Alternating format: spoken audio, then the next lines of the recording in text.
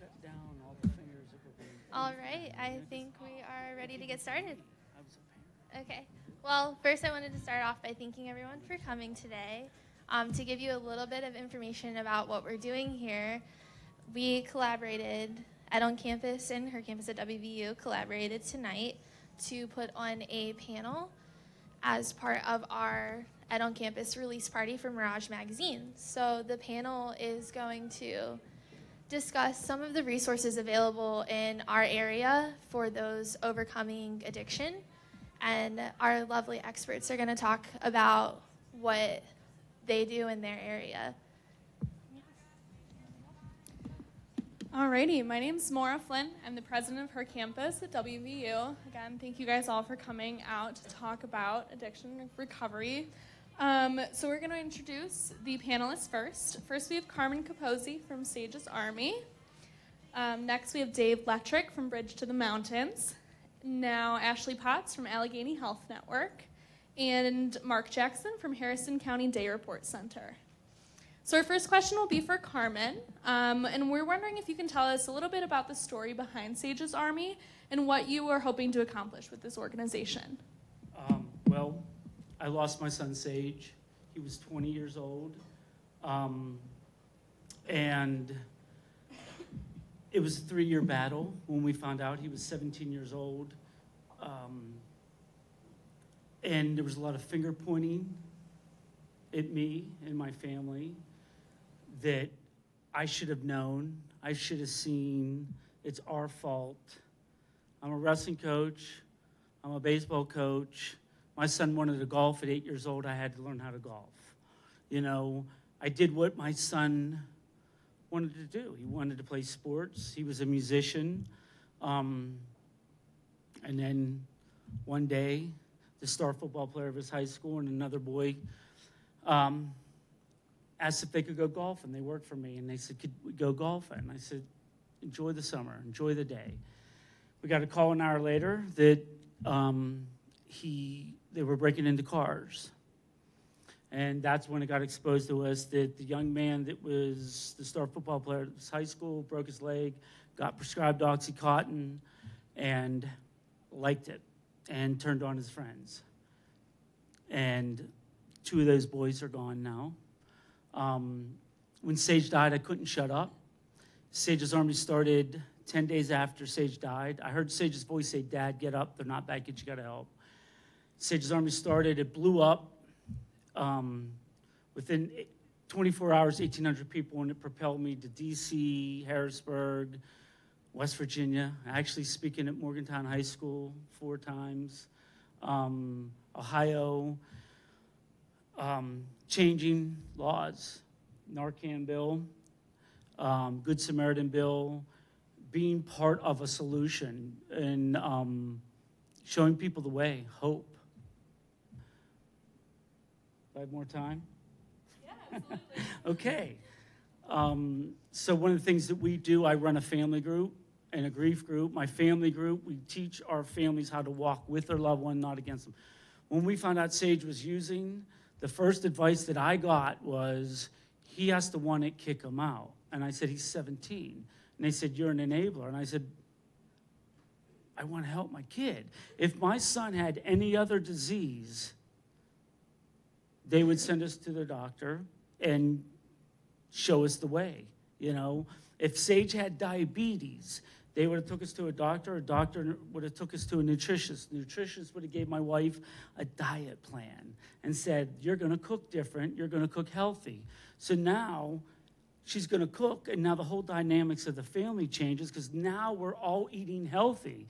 But with addiction, they said, Sage's fault, send them 4 hours away to a rehab, and then send them back to uneducated family members that don't know what the walk of recovery is. I didn't know what NA or AA was.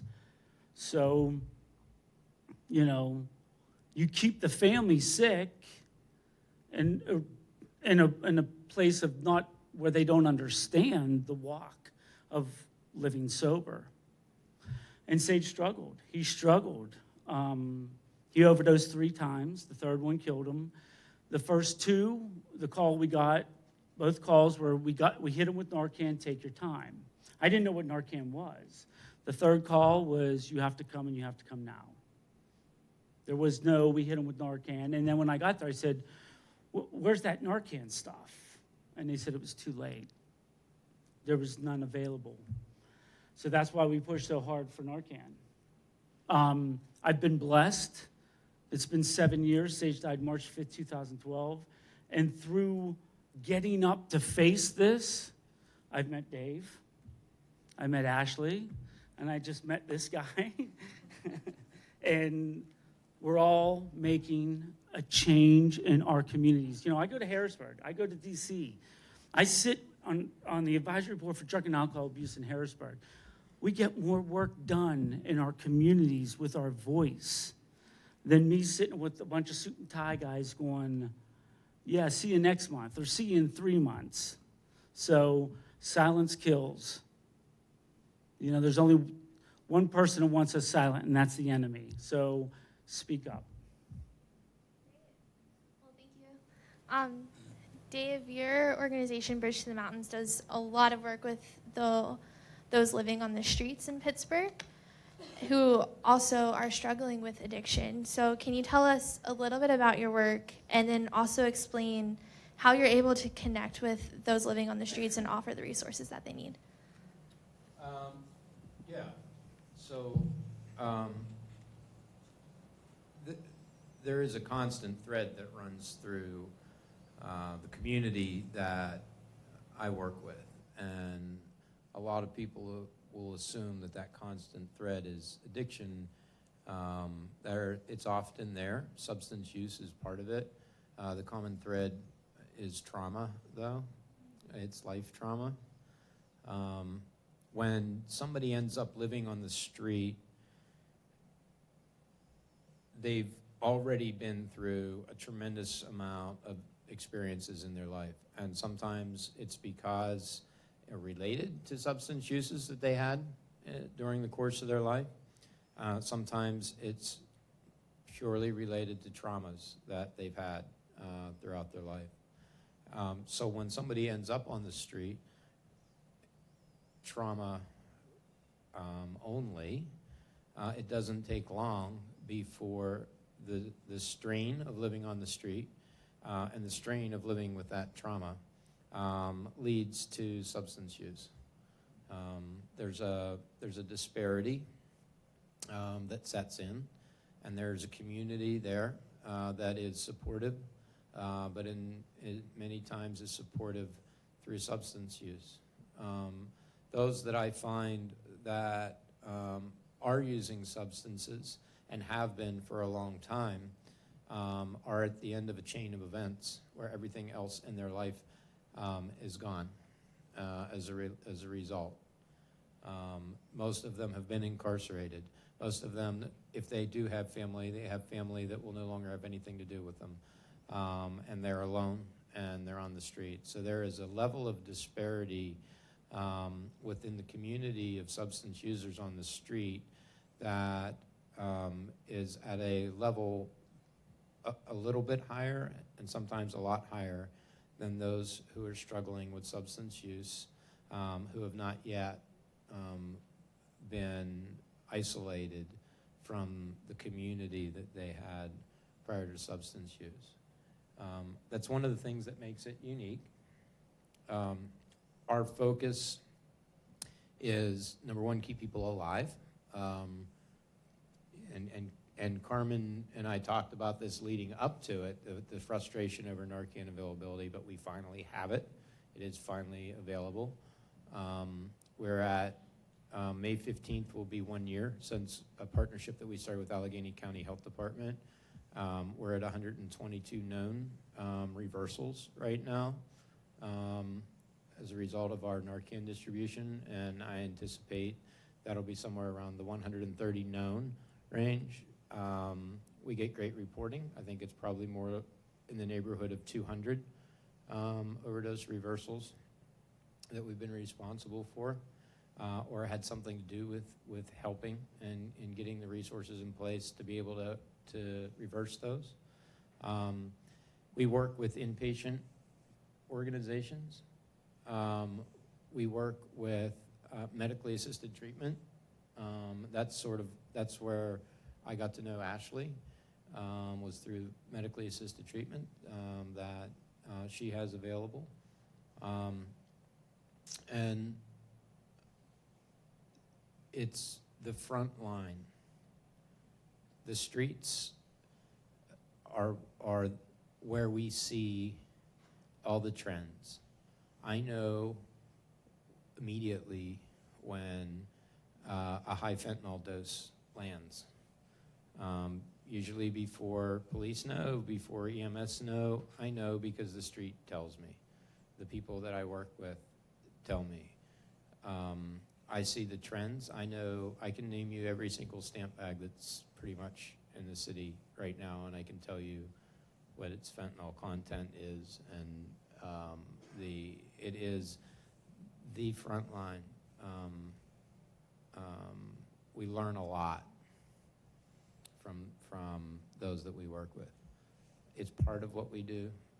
It's not by any means all of what we do. We're a relationship organization, and we build relationships with individuals who are out there on the streets, and we walk with them through life and look for ways to help them find a more peaceful way of life, and recovery is just one of them. Thank you. Ashley, this next one's for you. Speaking on the Center of Excellence for Opioid Use Disorders, can you tell us about that project and what it allows accomplishments that maybe haven't been possible before? Sure. So Pennsylvania awarded 45 different entities Center of Excellence grants. Allegheny Health Network was one of those entities, and it is a physical health system. So physical health systems predominantly in the past have not done a lot of work surrounding addiction medicine or behavioral health in general. Those have kind of all been outsourced to behavioral health providers and addiction providers. So what this has allowed us to be able to do is really destigmatize addiction and understand that it is, as Carmen was saying, it is a disease and it should be treated as a medical condition, and you should be able to go see your PCP or your family doctor or anybody and be able to seek treatment for your substance use disorder. So Allegheny Health Network, one of the first things we started doing was an addiction consult service. So we are inpatient in the hospital at Allegheny General Hospital and West Penn Hospital. We have an addiction medicine service line. So what that means is we get consulted in the hospital on anybody who is at our hospital that has a diagnosis of a substance use disorder. And Allegheny General Hospital is a level 1 trauma hospital. So we get individuals from West Virginia, we get individuals from Ohio, we get individuals from all across the state of Pennsylvania sent to our hospital with serious medical complications secondary to injection drug use. So those medical conditions can be endocarditis. We have 18 to 28-year-olds that have to have tricuspid valve replacements, which basically means they get their chest sawed open and a new valve on their heart. We have individuals that end up with abscesses on their spine, individuals who overdose and receive Narcan maybe a little too late and they were down a little too long and they have anoxic brain injuries. And these are the individuals that are coming to our hospital, and we have been able to be consulted on these individuals and help manage their pain as well as their addiction withdrawal services. And these are individuals who are your age or not much older than you that end up in skilled nursing facilities because they can't yet go home. They need IV antibiotics for a significant period of time. And it's really changing the culture of healthcare. On top of that, we respond to all the overdoses and individuals diagnosed with a substance use disorder in the emergency department. So we are sending individuals directly to treatment facilities from the emergency department, which is not something that is happening really anywhere. We are able to also administer and initiate buprenorphine in our emergency department. So people can come in, get initiated on buprenorphine, which is the Suboxone, and then follow up at one of our rapid access clinics. EMS providers don't take individuals to emergency departments because they're well known in their addiction treatment services. They take them to the emergency providers because there's nowhere else to take them, the emergency rooms. And our emergency room is one of those facilities that is able to kind of scoop them up and get them access to care. We operate a Monday through Friday medicated assisted treatment clinic where individuals can get primary care integrated with their buprenorphine and or Vivitrol. We also just started initiating Sublocade, which is injectable version of buprenorphine that lasts 28 days. And then we actually started partnering with Dave in Bridge to Mountains, and on Wednesday mornings we do street addiction medicine with Dave, myself, and one of our physicians, and we kind of go out with Dave to the facilities and the areas on the street in which he has relationships, and we try to get those individuals access to care. So that is one of the things. I've been there for a couple years, and it went from, it's being this taboo subject that nobody wants to talk about. It went from, you have a diagnosis of a substance use disorder, you can't have any kind of pain, so you're gonna have that tricuspid valve replacement, and instead of a PCA, a pain pump, like everybody else that would have a valve replacement, you were gonna get some Tylenol. To be able to, these individuals getting the good quality clinical care and just being able to have conversations with individuals about providing clinical care to people despite their own personal biases and their own emotional reactions to situations. And I think it's been a big change in the healthcare system in general to be able to do that. We also, anyone who comes to our emergency department or we're consulted on, they leave with Narcan, to go Narcan, and people might say, well, I'm never gonna use again, I don't need that, and that's great, you're never gonna use again, you're not gonna use it on yourself anyway, but you might bring somebody else back.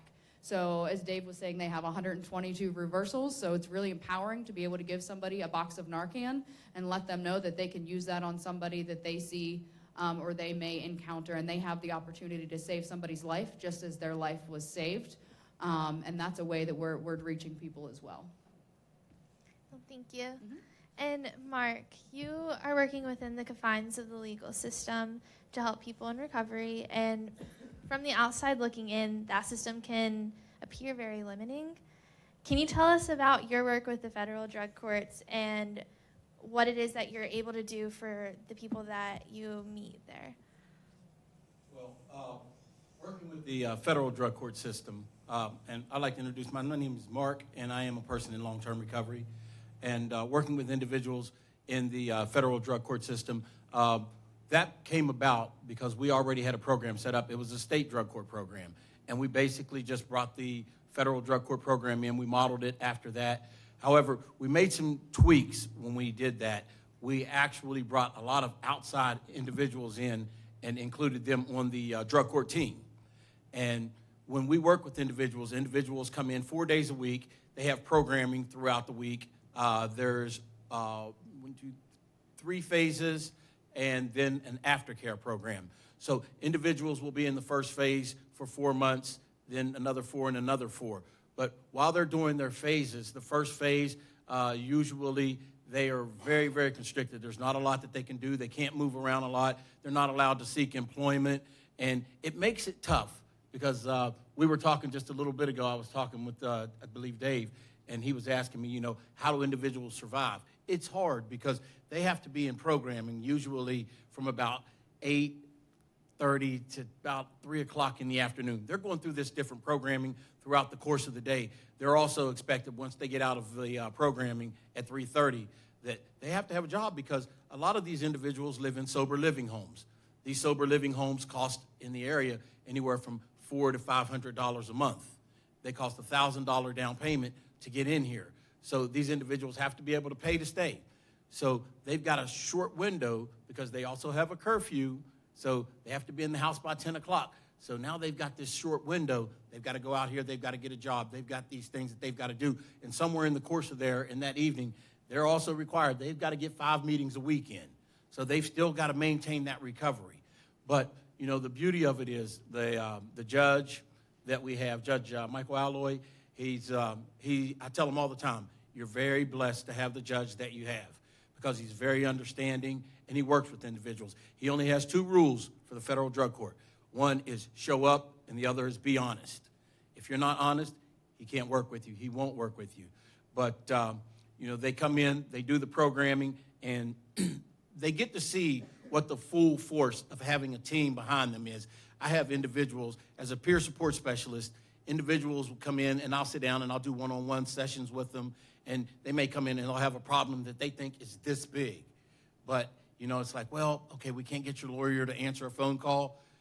That all changes when someone from the federal government calls you and says, hey, you have one of my individuals here, and we need you to pick up the ball here and get it moving so that we can get this situation taken care of, because individuals have enough that's going on, with these outside things, other than looking at these outside things that are going on too. So when they see that they have a full team of individuals behind them, not people who want to put them in jail, but people who want them to succeed and want them to be able to stay out of the facilities. So, the federal drug court is it's a great program, and it's picking up. We actually have, we have a drug court down here in the Northern District and one down in the Southern District as well.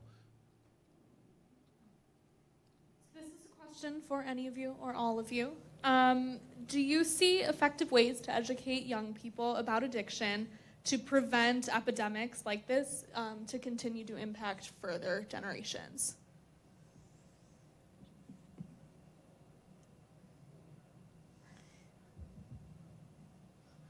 We see a lot of educating in schools nationwide. I could name 4 people right now that go nationwide, steered straight. It's not scared straight, it's steered straight. Michael DeLeon, he goes around, he's doing a big one on vaping right now. We have a program called Reality Tour, yes. And it's reality. I can't sit through it. It is reality. The only struggle with that is you do it once. Most families go to it once and it's over. This is a continuing conversation you need to have with children. Yeah. Oh man, I spoke in over 100 schools. Last year I spoke to 150 pediatricians. Why pediatricians? Because they're front line. Here's God, here's your pediatrician. And I was blessed to be able to be part of that conversation, because they really don't think that they have a voice in speaking up to a young family that's in there, and you see signs. They should be able to notice signs and then be able to give them information. Look, you can get support. You don't have to hide. You don't have to be afraid. The schools, I spoke to Morgantown High School, 5 times. This is my 7th year doing this since Sage has passed. And we speak 8 times in one day. That's a long time. I bring a group of speakers and they start going, did I say that already? It's tough. Some kids don't want to hear it. Some kids don't think it's ever going to happen to them. But the reality is it's going to touch every single one of us somehow. Yeah, I think education is a huge piece of educating individuals on. So it's like, the rumor is like, I go do heroin and then I end up under the bridge and this is going to happen. But that's not. There's a lot of steps missing from point A to point B. People don't just wake up one day and, you know what, I'm going to go do heroin today. I went to kindergarten, teacher said, what do you want to be when you grow up? I want to be a heroin addict. That's not how this happens, and that's not how it works. And I can't tell you how many individuals I've seen. I've been doing addiction work for over 10 years, and how many individuals I've seen, especially the ones that have ended up in the hospital with these serious medical complications, is nobody told me that this could happen if I was injecting drugs. Nobody told me, nobody went over safer injection techniques with me. Nobody told me not to lick the needle. Nobody told me that A, B, and C could happen. So anytime anybody has that opportunity to provide proper education to somebody about what could happen, not the, you go do this, you're bad, not the whole scare tactics thing, because we all know that doesn't work, but having proper educational conversations with individuals, it really goes a long way. Prevention really goes a long way, but it's just having those therapeutic conversations and that effective communication and actually letting individuals know, you don't just go from point A to point Z. There are multiple intercepts that happen in there, and providing this holistic conversation of everything in between, I think, goes really far. Thank you both. So predominantly the people in this room are media students. So this can be answered by anyone, of course. What do you think the media should be doing to report on the opioid epidemic, but also to communicate the struggles of that those struggling with substance use disorder are facing? Yeah, that's a great question. The media only shows the dark all the time. Somebody robbed a car, it's all over the news, or that mom's using, baby's left in the car. That's all the media ever shows. Nobody ever highlights the 23 million Americans that are in recovery. And another thing that I think is very important too is that the media can show the resources that are available.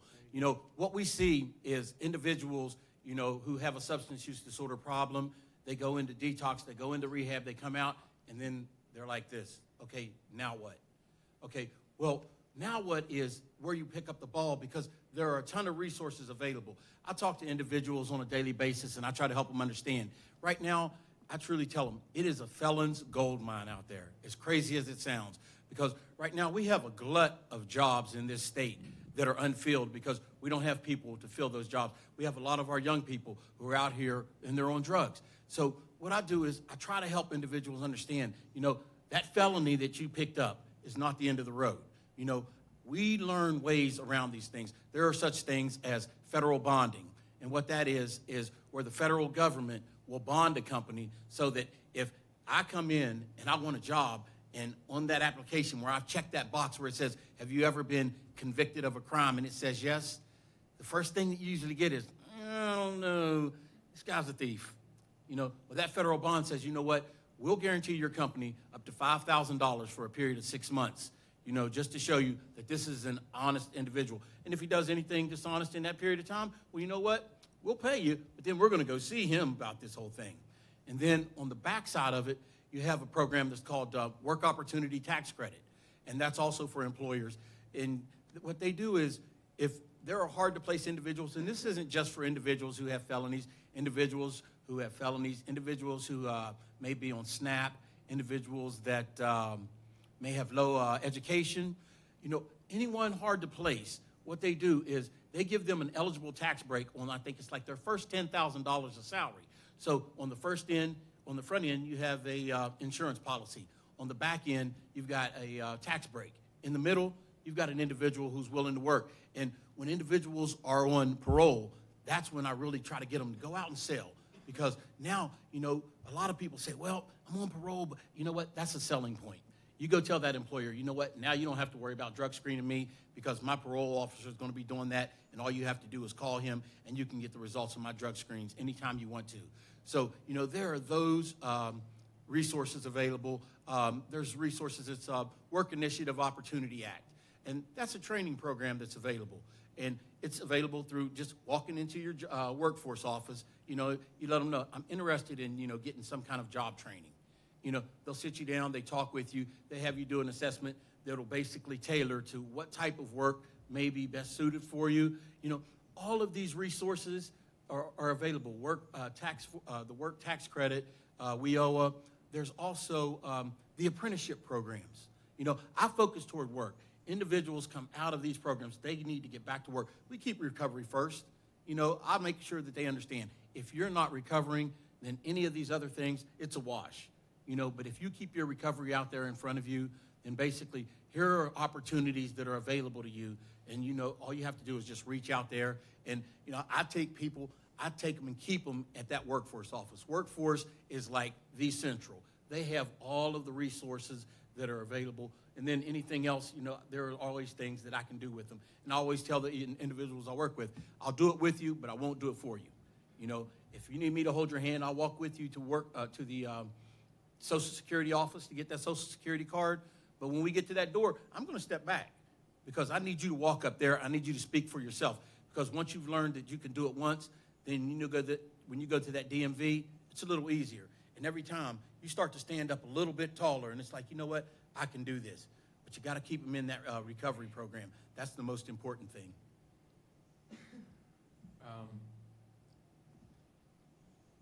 I think that there is an awful lot that young journalists can do as it relates to this. We are all part of a culture that has a very unique problem. And to put it into perspective, I was in Rotterdam this past October with a group of street medicine workers from all over the world, and we were talking about the challenges that we have with opioids and also with IV drug use. And they had a hard time grasping because the Netherlands had 6 overdose deaths last year. Allegheny County had more overdose deaths from opioids than the entire European Union did combined. This is unique to us. This is unique to us and to our American culture.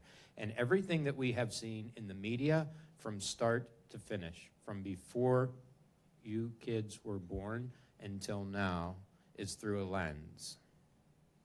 And my challenge to each one of you is to find a way to look through a different lens. Because when Carmen talks about awareness, when we all talk about overcoming stigma, right? What we're talking about doing is pushing back against the narrative that has been put in front of us to the point it's so deep that we can't even see it. When somebody with really good intentions comes forward and wants to do a story on addiction, a story on the opioid crisis, it all comes from a skewed angle that is skewed because of our worldview. So change our worldview. That should be easy enough, right?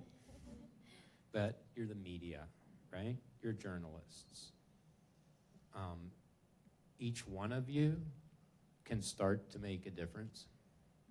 Change the way our culture sees human beings who are hurt, who are lost, and who are dying, and what it is that's killing them, and why it is that they're hurting, so that we, as a culture, can start to see people again, and that will make a difference. We're going to pass it off to the audience. If you guys have any questions, you can just raise your hand. We'll bring you the microphone.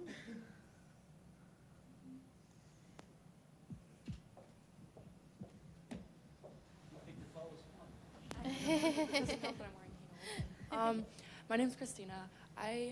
Today in my one composition class, we actually had been giving presentations about epidemics and stereotypes in Appalachia. And one of the things that was brought up was opioids, obviously. And one kid presented a class that was kind of designed how we all have to take alcohol EDU when we come to school, a course that he designed called Opioid EDU.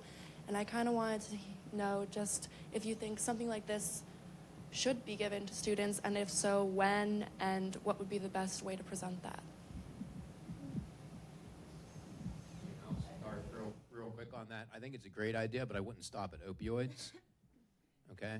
Because I would say opioids, I would say benzos, I would say speed, I would say coke, I would say prescription uppers, I would say a substance class, because opioids are killing people, but they're not the only problem out there. The benzos is becoming a greater and greater problem. I've already lost one person this year to benzos. I've lost 0 to opioid overdose. So I think it would be fantastic. Yeah, we focus on opioids because that's, what's in the public view right now. It's addiction. The bottom line is it's addiction. Whether it's sex, whether it's drugs, gambling. Like I just sat through a gambling anonymous training, and I'm going, it's so identical to opioids, and the shame is so huge, and the families are so beat down because daddy just lost everything, and the family's like, don't talk about it. It's addiction, period. Our government, I always say this, our government wants to throw a quick fix at a quick fix. Like we're here because they developed this quick fix for pain, and now they want to throw a quick fix at, fixing it. Like throw an aspirin at a headache. Living life sober is a commitment. It's not a quick fix. It's a daily walk. It's a daily struggle. You know, it's a gift. I got a kid back home that got his 3-year key tag. He got hit by a train. I was working closely with this kid, and one day he was walking home on the tracks, never heard the train. He lived. He's 3 years sober. He fights every day to stay sober. He works a program. And you know what? Right now, he's not fighting. He's living sober with a smile on his face. The biggest thing is he has some old friends that come in, and he has to, social media, he has to be very careful on social media, because some of those old friends will go, hey, dude, I got some stuff, and he's like, and he's got to, delete, because he can't have that, so a class on addiction, period. Before I even started, there was one class in the whole United States, and that was Penn State University. They had a class for doctors on addiction. Now colleges are starting to have classes, for addiction. It's crazy. When I first started, there's doctors that didn't even know what Narcan was. They're like, what? What's Narcan? Because they never used it, We need education on addiction. There's so many different addictions. And, we got guys that, and girls that are on the streets, and what are they doing? They're prostituting. Once you take care of the addiction of the drug, there's all this other stuff. I got guys that come home and go, man, okay, I'm going to go to NA, but what about all this other stuff? I'm like, what other stuff? And then you start getting all the other stuff that they gathered. And nobody's focusing on that. It's just, you go to rehab for 30 days and learn the tools of addiction and then go home. What about all the other stuff? We need to focus on addiction, mental health, and addiction services, period. People either have mental health before the addiction or they got mental health after the addiction. So. Yeah, I believe that we should start very early with the prevention. I remember when I was in school, we had health classes. And in health class, we talked about drugs, but we didn't talk about it to the level that we need to talk about it today. This conversation needs to be held. When I sit down in my office and I'm talking to individuals, and, oftentimes I'll ask them, I'll say, so how old were you when you first started using? Individuals are telling me, I was 8, I was 7. I'm thinking, oh my God, I was still eating the little mud cakes that the girls in the neighborhoods were making when I was 7 years old. I mean, it's crazy when I hear this, and I'm just like, wow. So, we're dropping the ball there. A lot of individuals believe that prevention isn't effective. I truly believe prevention is effective. Education, education, education. And as far as the education piece here at the college, yeah, I think it's great. It's wonderful. It's well needed because, I remember when I was about 18 or 19 years old, I didn't go to college, but you know what? This was my favorite place to show up because that's what I did. I came here and I drank into oblivion, to the point where when I got back to Clarksburg, it was sort of like, how did I get home? That's not good. These individuals are living here. This is something that's very much needed. So, I very much agree that the education portion, we can't overeducate individuals. Let's take the time, let's spend that time educating individuals of what the possible consequences are of these actions so that individuals don't get into situations where they come out and they say, I didn't know. You know what? Because addiction to opiates is one part of it. Our highest death rate last year was to alcohol. 88,000 people died in the United States from alcohol. The highest. But we're so focused, the government's like, we'll throw money at opiates. Well, what about all the other addictions? Any other questions? Right here? Here, I can give her mine. I'm Olivia. Can one of you kind of talk about the needle exchange and how that affects the whole situation? Yeah, So needle exchange or harm reduction is the comprehensive term that covers needle exchange, because it's not only needle exchange, but it is everything that goes along with it. So individuals who use IV drugs have hurdles to overcome.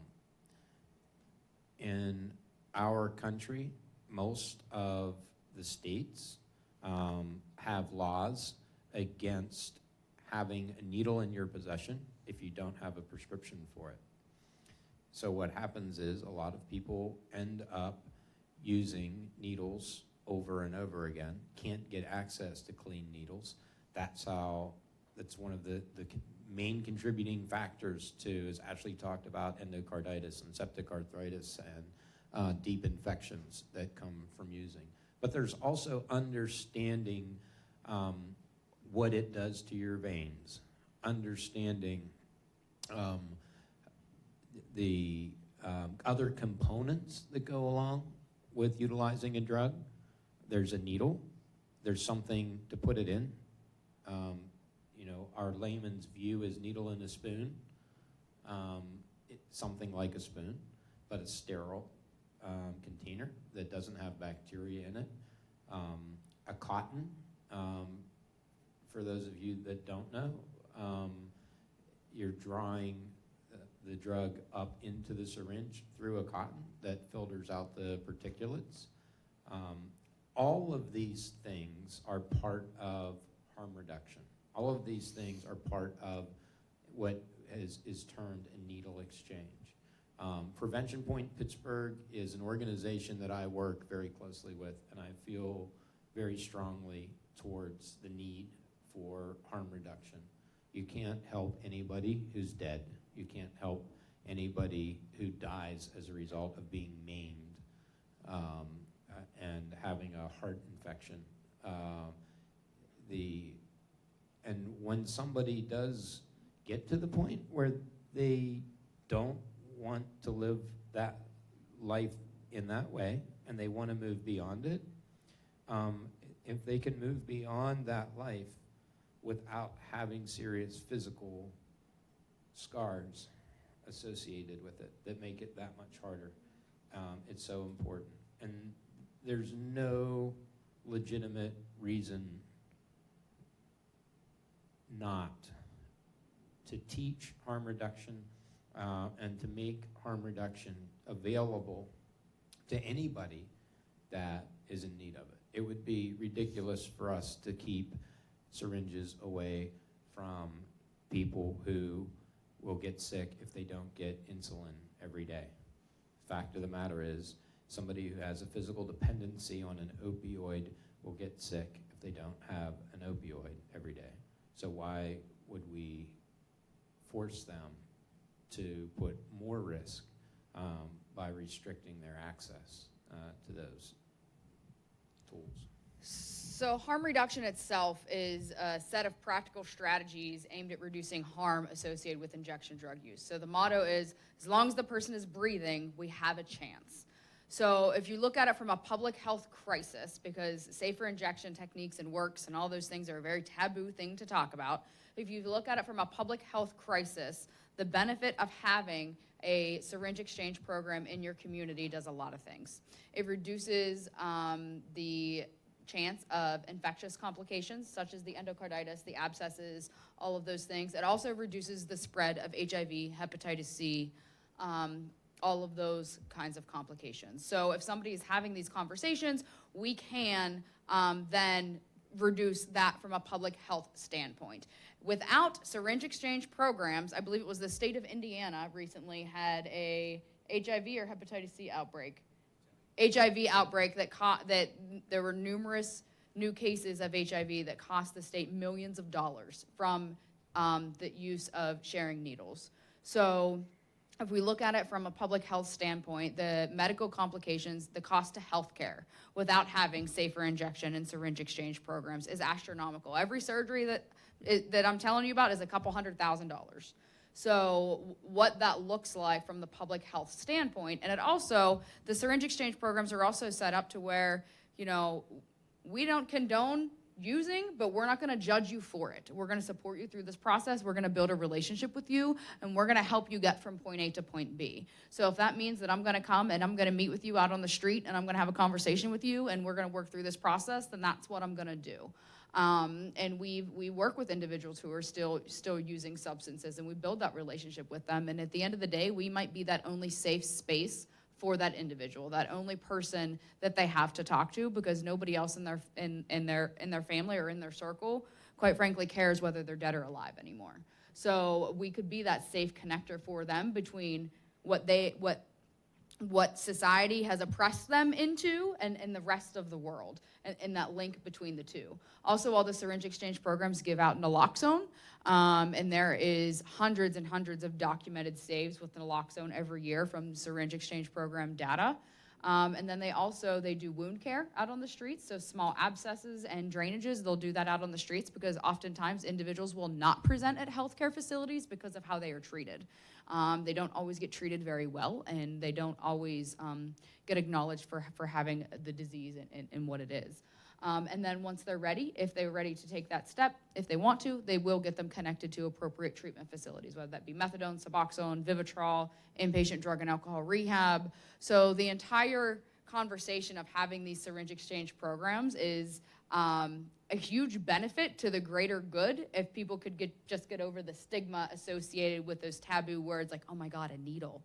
You know what I mean? Like getting over that part of it for the general public health, for the safety of the individual injecting drugs. It is just a safer aspect and a safe space for them to be in. And they also will go, because one of the things we always hear is, well, we don't want those needles lying around our roads. Well, Syringe Exchange will provide boxes for the disposed needles. They will take care of all of that for them. So all of those little stigmatizing things that you hear, you guys now have the opportunity to give that proper education back to those individuals and have that ripple effect for the greater good to essentially reduce stigma associated with this concept. I think relative to harm reduction, Ashley, maybe talk about, so harm reduction goes beyond needle exchange in a lot of different ways. And Ashley touched on Hep C and on HIV, and for a long time, the rule was that individuals with hepatitis C who were still using IV drugs would not be treated for hepatitis C, which is ridiculous. Around 95% of the people that I know, that I work with, are Hep C positive, and the other 5% are naturally immune to it, literally.